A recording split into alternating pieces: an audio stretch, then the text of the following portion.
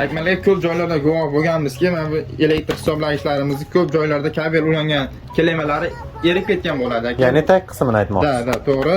Bularga sabab nima bo'ladi aka? Buni asosiy sabablarini men sizga hozir qisqacha qilib tushuntirib o'taman.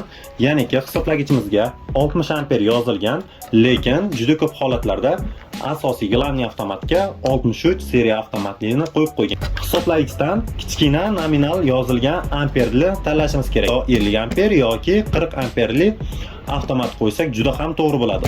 60 amperga chiqdi, bunda yana 3 plus turibdi. Lekin hisoblagichimizda o'zini maksimal darajasiga yetib bordi va hisoblagichimiz taglari erish va nagruska tushadi.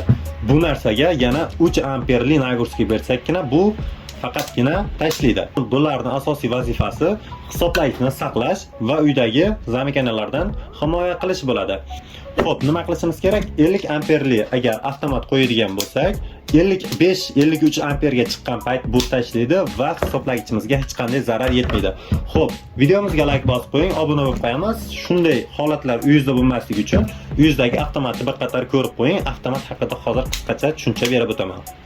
Ko'rishlar mumkin, tashqi tarafida hammasiga 63 yozilgan, lekin bu amperga kirmaydi. Ko'pchilik amper deb mana shu 60 ga qarab qo'yadi. Bu hamma avtomatda bo'ladi bu narsa. Amperga asosan mana S63, S50, S40 deb yoziladi.